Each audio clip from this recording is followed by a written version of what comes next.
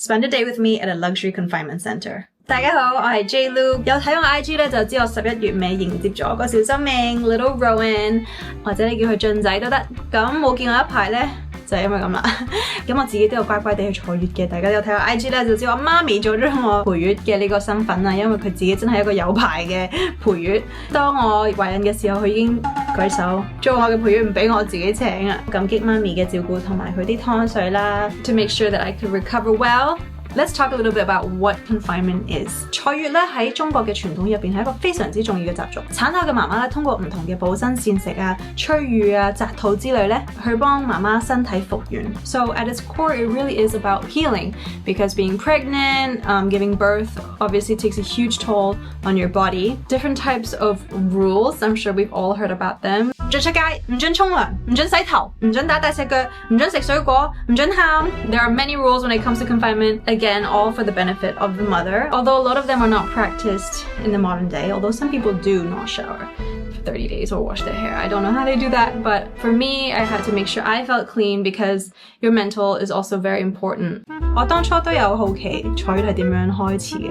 由於傳統嘅農業生活社會比較貧困啊，好食啊有營養嘅嘢食咧都需要俾翻啲勞力耕田嘅男性去食，咁女性咧就食啲比較唔有營養，佢哋生產嘅時候身體會耗損得多，所以咧生咗之後坐月呢一段時間名正言順可以有休息。Wow。我懷孕嘅時候先知道，原來坊間有好多唔同坐月嘅方法㗎，例如可以有工人姐姐喺屋企啦 ，which is a really great resource that we have in Hong Kong。有啲就請陪月喺屋企，有啲人咧就喺屋企人幫手。但係原來咧仲有一個方法，就係月子中心啦。咁其實喺生之前咧，月子中心就會同媽咪做晒 consultation 嘅，咁樣就可以了解每一個媽咪唔同嘅喜好啦、飲食習慣啦、作息嘅時間啦，先至去計劃坐月嘅安排嘅。So it's super tailor-made because everyone's different。當你生完之後咧，就入去月子中心嗰度 settle down， 佢哋就會有人同媽咪去 go through 晒成個流程，再安排個人嘅管家去照顧媽咪成個坐月嘅過程。首先咧就係個廳啦，非常之闊落啦。當你一生，你知道呢一個範圍係好緊要嘅，你需要有個位坐低嘆世界，一路泵奶一路餵奶。過嚟呢度咧就見到有個廚房啦 ，the view 好靚嘅 water wheel，but this might make you want to go outside faster，but no， 乖乖地坐月 ，OK， 唔好望呢度。我哋去 main bedroom 之前咧，有客房、客廁咧都好大間。Time to see the main bedroom. Wow, the bathroom again. It's bigger. 2 sinks, bathtub. Okay, now the best part. 好靚嘅睡房，雖然唔可以俾你出去吹風。但係有太陽俾你曬下太陽，吸收下維他命 D 係非常之緊要嘅，無論係心情啊，去 balance 翻你嘅荷爾蒙啊 ，Vitamin D is so important. Got a cute lounge chair to cuddle with your baby, a crib.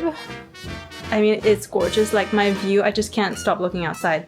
呢一間月子中心其中一個好 highlight 嘅 service 咧，就係佢哋有中醫去調理嘅，根據每日需要就配製代茶，咁以茶代水，咁就確保每一杯茶可以滿足媽咪嘅個別需要啦。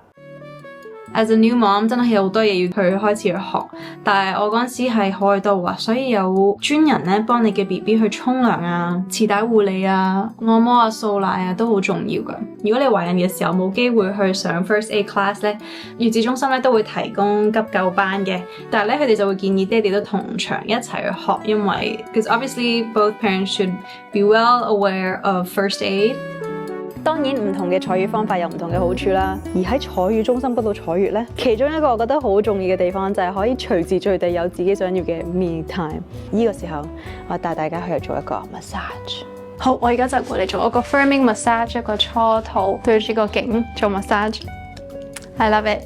本身我以為開刀唔做得啦，但其實咧都可以嘅，只不過同健身係分1個禮拜坐月都有得做 massage。Let's try it. Let's try it。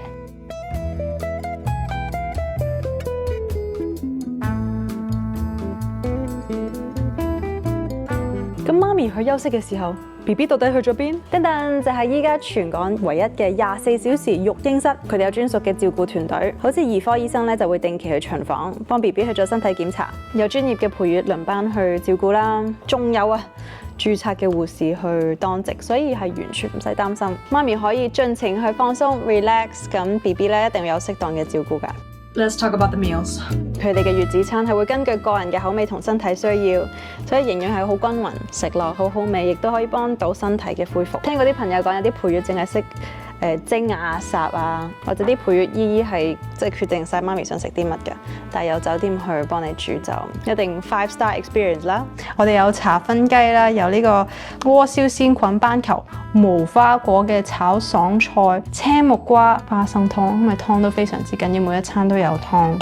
月子餐有補身嘅效果之餘咧，係唔會犧牲呢個味道啊！佢哋嘅餐單咧會喺你生之前咧已經問清楚你究竟啱唔啱食啦，亦都為咗你嘅身體復原去設計嘅。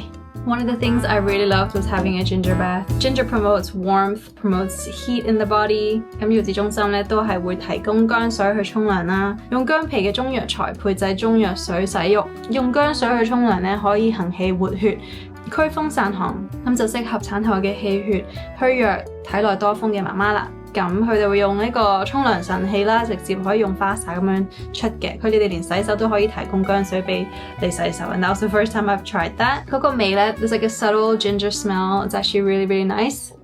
帶大家睇埋酒店嘅設施，當然爸爸都可以歡迎一齊同媽媽入住啦。酒店呢都有健身室啦、泳池。咁爸爸同埋小朋友都可以一齊去放電啦。如果媽媽有其他小朋友嘅話咧，唔使驚，酒店有超大，真係超大嘅 playroom。咁咧我就嚟到酒店嘅 Playhouse 啦。咁佢個主題咧係 Hong Kong theme 嚟嘅，大埔滘自然護理區錦田嘅樹屋。Oh my god, this is so cute! It's so cute! Oh my god, little climbing session。即係呢度係唔建議 postpartum 嘅媽咪去入嚟玩嘅，俾你其他嘅小朋友。如果你第二胎、第三胎就可以過嚟放電同爸爸或者姐姐一齊玩啦。I'm scared！ 哇！